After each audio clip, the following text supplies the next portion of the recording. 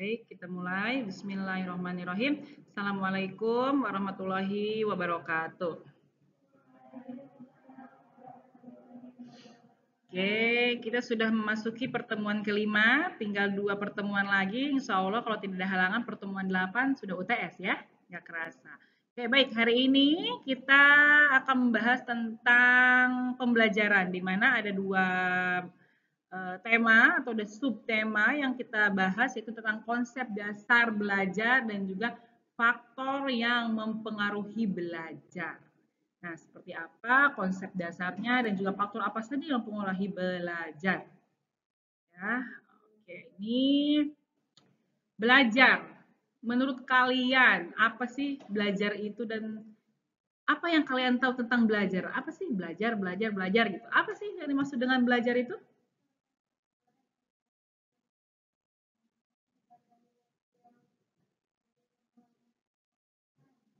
Proses perubahan perilaku. Ada lagi? Selain proses perubahan perilaku, apa lagi? Belajar itu.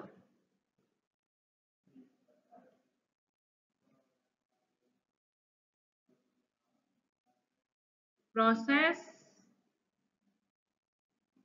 memperoleh suatu pengetahuan. Oke, baik.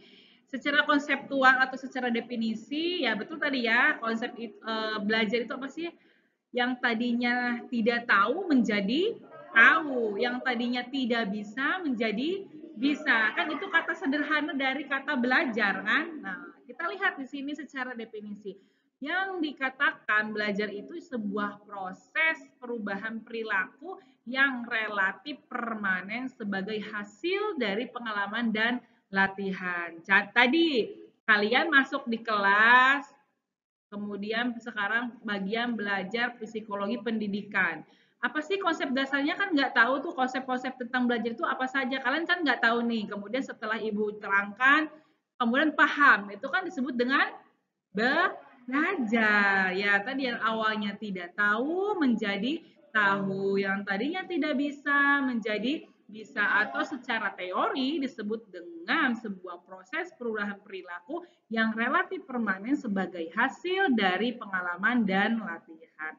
Nah, ini ada menurut para ahli memberikan sebuah pendapat, ibu kutip ya, dari Highlight dan Brower tahun 1981, mengatakan bahwa ini grand teorinya, awal dasar teori dasarnya, bahwa dikatakan belajar itu sebuah proses di mana suatu kegiatan berasal dari pengalaman yang mengakibatkan perubahan dalam perilaku. Tadi ya, contoh kita sekarang belajar membuat contoh kalau bahasa Inggris teks recount gitu ya, yang awalnya nggak tahu menjadi tahu prosesnya seperti apa. Kemudian menurut si Gender 1985 bahwa belajar itu sebuah proses di mana seseorang memperoleh kemampuan atau capability yang dapat ditunjukkan dalam bentuk perilaku. Tadi contoh seperti apa yang nggak bisa menjadi bisa, itu kan juga perilaku ya. Kemudian ada lagi Slameto tahun 2010 bahwa belajar itu suatu proses usaha yang dilakukan seseorang untuk memperoleh perubahan tingkah laku baru secara keseluruhan.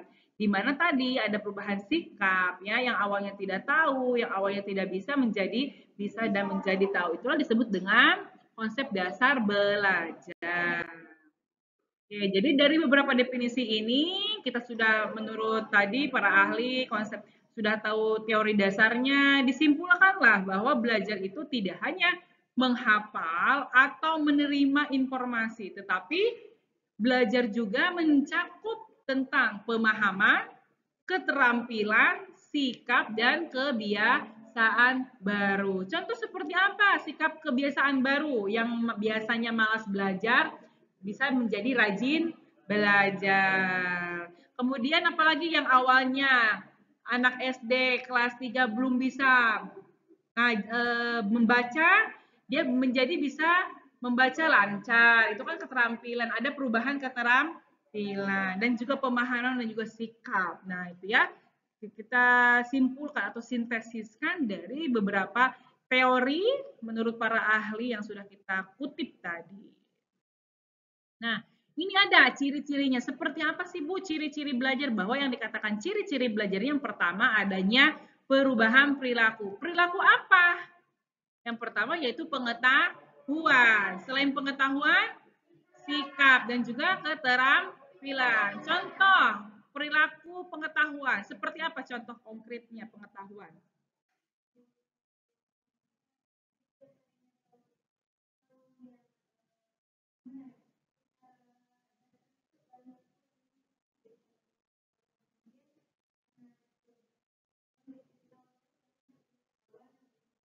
Nah, ya betul.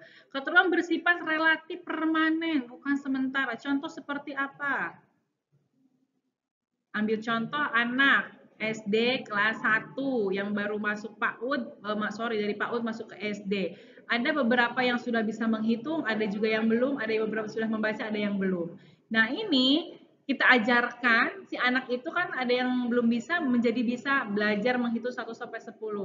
Maksudnya relatif permanen itu dia ngena, nggak hilang begitu saja. Kalau sudah tahu pasti anak akan jangka panjang, tapi tidak menutup kemungkinan kalau memang satu baru 2 kali diberikan pengajaran, kadang-kadang anak lupa lagi. Tetapi relatif kalau yang sudah tahu, udah hafal hitung-hitungan, dia akan menempel biasanya ya begitu. Kemudian terjadi karena pengalaman atau latihan, betul ya, karena kejadian pengalaman dan latihan di kelas itu ilmu akan menempel. Itu juga disebut dengan pembelajar atau belajar. Kemudian tujuannya ada arah atau hasil yang dicapai. Otomatis karena ketika kita belajar, hasil yang dicapai itu apa sih? Kalau di kelas ada UTS. Diharapkan nilainya bagus. Berarti kalau memang nilainya bagus, berarti kan pembelajaran berhasil. Ya, dia paham mengikuti pelajarannya di kelas, itu kan. Kemudian selain itu ada memerlukan interaksi dengan lingkungan. Pasti ada ya dengan lingkungan sekolah, kalian interaksi dengan teman-teman, interaksi dengan guru, ya. Kemudian dengan yang lainnya, pasti ada sebuah interaksi. Paham ya? Ini yang disebut dengan ciri-ciri belajar. Nah, ini juga ada jenis-jenis. Setelah ciri-ciri ada jenis-jenis belajarnya. Oh, ternyata jenis-jenis belajar itu bukan banyak ya. Ada beberapa. Ini menurut si Jen 1985 mengatakan yang pertama itu belajar isyarat. Seperti apa sih belajar isyarat ini? Merespon terhadap stimulus atau seperti refleksi. Contohnya berdiri saat guru masuk kelas. Kan dulu mah suka begitu ya. Kalau ada guru pada masuk, kemudian sebelum masuk biasanya baris di luar, ya kan? Baru masuk sambil diperiksa kuku dulu ya, zaman dulu. Kamu ini enggak mengalami enggak? Mengalami ya. Oke, kemudian ada lagi belajar stimulus respon atau SL learning. Yang dikatakan SL learning ini di mana belajar menghubungkan stimulus dengan respon tertentu. Kemudian belajar rangkaian gerak ya, chaining, belajar melakukan serangkaian tindakan. Contohnya mengetik. Kemudian selain mengetik apalagi? Tindakan. Kalau pelajaran PJOK bermain poli ya kan bulu tangkis itu kan tindakan. Kemudian belajar asosiasi verbal yang berkaitan dengan menghafal urutan atau konsep, menghafal-hafal urutan contohnya hitung-hitungan 1 sampai 10, 20 kalian seperti itu ya. Kemudian belajar diskriminasi, maksudnya seperti apa sih? Belajar membedakan berbagai situasi dan stimulus. Ini baik, ini tidak baik, ini harus dilakukan, ini tidak harus dilakukan. Kemudian belajar aturan, role learning. Seperti apa? Belajar menggabungkan sebuah konsep untuk membentuk sebuah prinsip. Kemudian yang terakhir belajar pemecahan masalah, problem solving. Jadi ketika si anak menemukan masalah, ada suatu masalah atau peristiwa, bagaimana cara memecahkan masalah itu sendiri. Contohnya, anak belum bisa hafal kalian 5. Pemecahan masalahnya seperti apa? Kan harus ada solusi. Ya kan? Mungkin di treatment. Jadi hafalan dulu deh, kamu ngapalin sehari 3 aja. Kalian 1 kali 5, 2 kali 5, 3 kali 5. Bisa itu dulu. Kalau umpamanya agak sedikit cepat, tambah-tambahin aja. Logikanya pakai logika seperti itu kan. Jadi ada memberikan sebuah masukan dan saran juga ya. Nah, problem solving. Nah, ini ada beberapa teori belajar yang relevan. Yang pertama yaitu teori behavioristik. Tokohnya ada beberapa tokoh di sini, ada Pavlov, Thorndike, Skinner, dan Watson. Ini yang terkenal ya. Jadi yang dimaksud dengan belajar ini di mana perubahan perilaku yang dapat diamati, hasilnya dari stimulus itu dan responnya ada. Contoh bagaimana si guru bisa mengamati perilaku siswa dari proses pembelajaran di kelas. Guru memberikan materi selama 3 kali berturut-turut atau satu tema untuk 2 minggu atau 3 minggu. Kemudian ada ulangan harian. Nah, ulangan harian itulah menentukan guru bisa memberikan sebuah pandangan terhadap anak. Ini si anak mampu tidak nih, paham tidak. Itu bisa menjadi sebagai perilaku ya diamati oleh guru dari hasil ujian harian itu juga bisa. Kemudian contoh lain siswa diberikan pujian saat menjawab benar ketika setelah beres diceritakan materi, kemudian ada yang mau bertanya? Tidak ada, biasanya kan jarang ada yang bertanya. Kemudian guru memberikan atau dosen memberikan sebuah pertanyaan, si anak bisa menjawab, berarti kan dia paham, itu juga bisa ya, itu untuk mengukur ya atau mengamati perilaku atau pengetahuan si anak itu sendiri. Itu menurut teori behavioristik. Kalau kita lihat dari teori humanistik, yang tokohnya yang terkenal di sini salah satunya itu Carl Rogers dan juga Abraham Maslow, dikatakan bahwa belajar harus berpusat pada manusia seutuhnya yang berkaitan dengan perasaan, motivasi, potensi. Contohnya seperti apa? Di sini kita lihat guru menciptakan suasana empatik dan menghargai perbedaan individu. Ketika kalian ditugaskan oleh dosen berpresentasi, kemudian ada tanya jawab, sesi tanya jawab, kemudian di situ adalah perbedaan argumen antar teman dan satu dengan yang lainnya. Itu kita harus saling menghormati argumen atau pendapat dari teman yang lainnya. Tetapi nanti ketika memang dosen itu ada dosen yang tetap harus menjadi penengah, memberikan yang pemahaman yang lebih dalam, nah itulah di situ fungsinya, gitu ya. Tapi tetap ketika pendapat satu dan pendapat lain berbeda, kita harus saling menghargai pendapat satu sama lain. Kemudian yang selanjutnya yaitu ada teori kognitivistik ya. Kognitivistik ini si tokohnya terkenalnya Piaget, Brunner dan juga Husserl bahwa dikatakan belajar ini sebuah proses aktif memahami dan juga mengorganisasikan pengetahuan. Contohnya, siswa membangun skema berpikir baru melalui pengalaman belajar. Tadi dia mengalami pengalamannya seperti apa, kemarin pengalamannya di mana, diceritakanlah seperti itu. Yang keempat ya, teori yang selanjutnya itu konstruktivistik. Tokohnya Vygotsky dan juga si Piaget. Bahwa dikatakan pengetahuan ini dibangun oleh siswa sendiri berdasarkan interaksi sosial dan juga lingkungan. Berarti kan pengalaman ya, entah itu diri sendiri, tetapi tidak menutup kemungkinan yang lain juga masih bisa.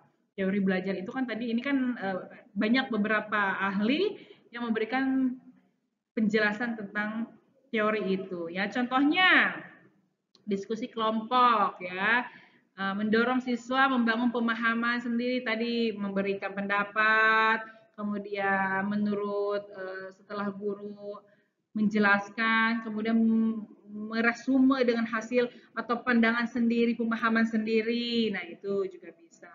Contohnya seperti apa? Silakan memberikan pendapat bagaimana menurut kalian tentang belajar. Apa yang kalian ketahui, berikanlah pendapat. Nah, itu kan salah satu pembelajaran yang berkaitan dengan dirinya sendiri, berdasarkan diri sendiri gitu ya. Nah, selanjutnya yaitu ada faktor-faktor yang mempengaruhi belajar. Nah, ini biasanya riskan banget ya. Kenapa sih gitu?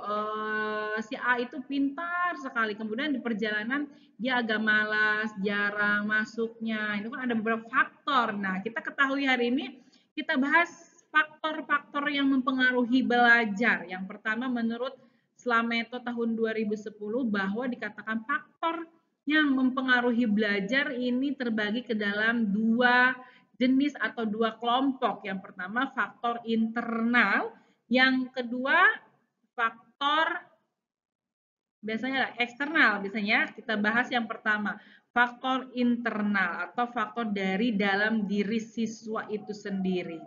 Contoh kalau berkaitan dengan diri siswa atau diri sendiri yaitu apa? faktor psikologis atau jasmani atau tubuh ya, kesehatan tubuh, kondisi fisik, kelelahan, kemudian panca indera, biasanya yang tadi awal contoh siswa yang kurang tidur sulit berkonsentrasi di kelas, betul? Betul, yang berkaitan dengan fisik ya. Kurang tidur di kelas juga ngantuk, nggak konsentrasi. Kemudian selain kurang tidur juga lapar. Anak yang biasa nggak pernah sarapan, itu agak agak susah masuk ke otaknya. Karena memang sebetulnya belajar itu diutamakan sebelum belajar itu anak itu sarapan terlebih dahulu. Untuk apa? Menjaga konsentrasi. Ketika perutnya lapar, bagaimana si anak itu mau belajar konsentrasi di kelas, menerima materi gitu ya. Oke, kemudian yang kedua faktor psikologis. Ya, faktor psikologisnya itu yang pertama ada intelijensi. Intelijensi itu seperti apa? Kemampuan berpikir, memahami dan mengingat. Tadi ya, kalau anak itu lapar, berpikirnya juga agak lemot ya. Karena kan dia nggak konsentrasi. Gitu. Kemudian juga kurang tidur bisa mempengaruhi juga. Nah, selanjutnya ada motivasi atau dorongan untuk belajar. Kita butuh nggak sih motivasi? Butuh. Karena kenapa? Butuh untuk mendorong belajar semangat. Motivasi ini terbagi ke dalam dua. Ada motivasi intrinsik dan motivasi ekstrinsik. Yang dimaksud dengan motivasi intrinsik itu apa aja? Keinginan belajar karena minat pribadi. Dia seneng nih karena kesukaannya datang. Kalau ekstrinsik karena hadiah, nilai atau pujian. Berarti itu bisa di luar gitu ya. Nah, keinginan belajar karena minat pribadi karena kan kalian sekarang termasuk ke dalam apa? Minat intrinsik atau ekstrinsik? Masuknya intrinsik karena apa? Kebutuhan ya. Sesuai dengan kebutuhan kalian ambil jurusan bahasa Inggris. Berarti kan masuk di kelas bahasa Inggris kan kebutuhannya. Kalian sudah memilih jurusan bahasa Inggris. Oke, selanjutnya yaitu ada minat dan perhatian. Selain itu ada juga kematangan dan kesiapan belajar serta sikap dan kebiasaan belajar. Itu yang termasuk ke dalam faktor internal yang mempengaruhi belajar. Nah, kemudian selanjutnya faktor dari luar atau disebut dengan eksternal. Yang pertama apa? Faktor keluar. Ya, ini paling penting nih ya. Dari faktor eksternal itu penting banget faktor keluarga. Kenapa faktor keluarga itu sangat penting? Kenapa? Karena anak-anak kan lingkungannya tinggalnya sama orang tua. Jadi kalau orang tua kurang mendukung, kemudian keluarganya kurang harmonis, itu akan mempengaruhi psikologi anak atau kondisi anak itu sendiri. Makanya yang pertama faktor eksternal itu yaitu faktor keluarga atau orang tua. Karena kan dididik ya, kemudian dari perhatian segala macam dari orang tua.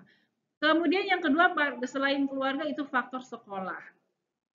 Kalau di kampus ada siapa? Berarti dosen. Kalau di sekelas, sekolah ada guru, kepala sekolah, kemudian juga metode pengajarannya seperti apa, kurikulumnya seperti apa, sarana dan prasarannya sudah memadai belum, lingkungan sosialnya bagus enggak. Sekarang kan menciptakan sekolah lingkungan yang nyaman ya, ramah lingkungan ya gitu di sekolah itu slogannya sudah ada. Jangan sampai ada bullying atau perundungan. Nah, itu juga harus diperhatikan lingkungan sekolah itu ya, bukan hanya dari faktor keluarga saja. Bukan hanya di sekolah, di kampus juga sekarang kan ada ya apa? Perundungan, kemudian pelecehan seksual. Oke, kemudian selanjutnya faktor lingkungan sosial dan budaya. Yang ketiga, lingkungan sosial dan budaya. Contohnya seperti apa? Faktor lingkungan dan sosial budaya ya teman sebaya, lingkungan rumah, kemudian berkaitan dengan media massa atau media sosial. Jangan sampai kalian handphone itu media sosial disalahgunakan. Sekarang kan banyak banget ya, apa-apa lewat media sosial langsung trending topik. Contoh kemarin apa yang terkenal? Tahu yang update nggak kalian? Kasus kepala sekolah SMA Cimar nggak update nggak kalian? Nah, karena kan itu efek dari media sosial jadi telah trending topik, jadi besar kemana-mana. Sekarang kan memang begitu ya. Zamannya sudah apa-apa lewat media sosial viralkan. Makanya jangan sampai kalian menyalahgunakan media sosial. Lihatlah atau gunakanlah media sosial dengan bijak dan sesuai dengan kebutuhan. Oke, paham ya sampai di sini? Oke, lanjut. Kemudian ada juga yang selanjutnya faktor situasional, tergantung situasi ya. Contoh apa? Dalam segi waktu belajar, tempat belajar, kondisi cuaca, bahkan kondisi psikologis saat belajar. Contohnya stres, konflik batin. Ya mungkin kalau kalian lagi remaja-remajanya konflik batinnya sedang putus cinta sama pacarnya gitu kan. Nah, kalau umpamanya stres ya mungkin menghadapi mau UAS, UTS banyak praktek bahasa Inggris jadi stres gitu harus harus kuliah ke bahasa Inggris reading ya listeningnya itu kan memicu stres tapi kan wajar konsekuensinya seperti itu kan. Nah itu jadi suatu proses situasional atau situasi. Kemudian cuaca terkadang sekarang kita pagi panas sorenya hujan kayak kemarin kan hujan besar. Wah hujan besar udah angin sama nggak di sini? Nah, jadi itulah situasional itu tidak bisa diprediksi gitu ya. Masalah cuaca. Nah, setelah kalian ini ada studi kasus. Sebelum membahas ke studi kasus, paham apa yang sudah Ibu jelaskan terkait tadi faktor, ciri-ciri, konsep dasar belajar. Paham ya? Oke, sekarang ada studi kasus. Kita baca. Dina adalah siswa kelas 11 yang berprestasi, kemudian menurun drastis dalam 3 bulan terakhir ini. Kenapa nih?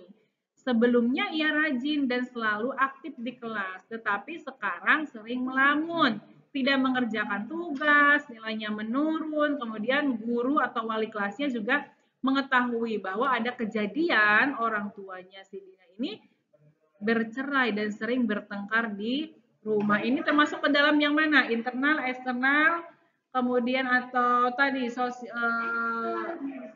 eksternal, keluarga. Selain eksternal, apalagi? Masuk ke situasi Yona. Situasi kan masuk juga kan karena kan dia emosinya, kemarin batinnya masuk juga ya. Nah, kemudian secara kita analisisnya yang pertama yaitu faktor mempengaruhi internal. Oke. Internalnya apa? Motivasi dan konsentrasi belajar menurun. Akibat apa?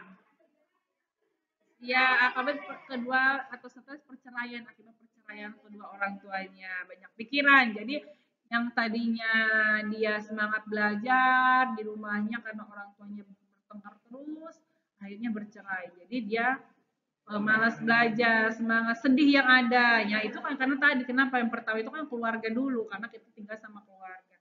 Kemudian dari segi eksternalnya apa? Lingkungan keluarga tidak kondusif. Nah, itu kenapa tidak kondusif? Karena bertengkar terus dan mengakibatkan perceraian. Oke, kemudian tadi secara emosi masuk juga ya apa namanya faktor kondisional juga tadi masuk ya. Nah, itu kan tidak bisa tidak bisa direncanakan ya, itu kan kita tidak tahu. Nah, pendekatan secara solusinya seperti apa? Dari sekolah, biasanya guru, wali kelas ataupun guru BK mendatangi atau memberikan pendekatan. Jadi jangan salah kaprah, BK itu biasanya kalau dulu tuh kita kenal hanya untuk anak-anak nakal, tapi sebetulnya tidak seperti itu. Guru BK memberikan bimbingan, arahan, saran, dan masukan juga. Kemudian dukungan sosial dari guru dan teman. Guru harus tetap apalagi khusus wali muridnya ya, wali kelasnya ya, harus memberikan pendekatan lebih ekstra. Kemudian teman juga sebagai teman kita melihat teman kita ketika ada yang sedih, ada yang murung, kita harus memberikan sebuah semangat ya. Jadi jangan dijauhi. Ketika di kelas kalian ada teman kalian yang sedang putus cinta, nangis di kelas, deketin lah, ajak ngobrol. Siapa tahu nanti kalau kita dekati, terus ada solusi ya, yang awalnya nangis-nangis aja, dikasihlah pendapat sama temannya. Udahlah kalau udah putus nggak usah disedihin. Jadi kan kita bisa enak ganti pacar lagi, jadi pacar baru lagi. Iya, sayang kan nangisin. Berarti kan memang orang itu bukan yang terbaik buat kita. Nah, contoh ya. Ada yang kayak gitu di sini? Oh, ada. Oke. Kemudian yang selanjutnya membangun kembali motivasi belajar dengan pendekatan empati tadi. Bersama teman, ya ada bestie juga, mesti bukan bestie. Kalau kita empati sesama teman kan kasihan, ya udahlah, ayo kita semangat, boleh nyari lagi. Kita masih muda, cowok itu masih banyak dan sebagainya, istilahnya kan seperti itu ya. Nah, inilah studi kasus tentang si Dina, sekolah anak SMA, yaitu orang tuanya yang broken yang mengakibatkan apa? Ya, bukan yang dari kegiatan dari orang tua itu yang mengakibatkan apa? Turunnya prestasi bela. Sampai di sini ada yang bertanyakan? Oke, kalau tidak ada, ini ada bahan diskusi bisa dipelajari ya. Kemudian juga ini sama, nanti silakan dikerjakan masing-masing.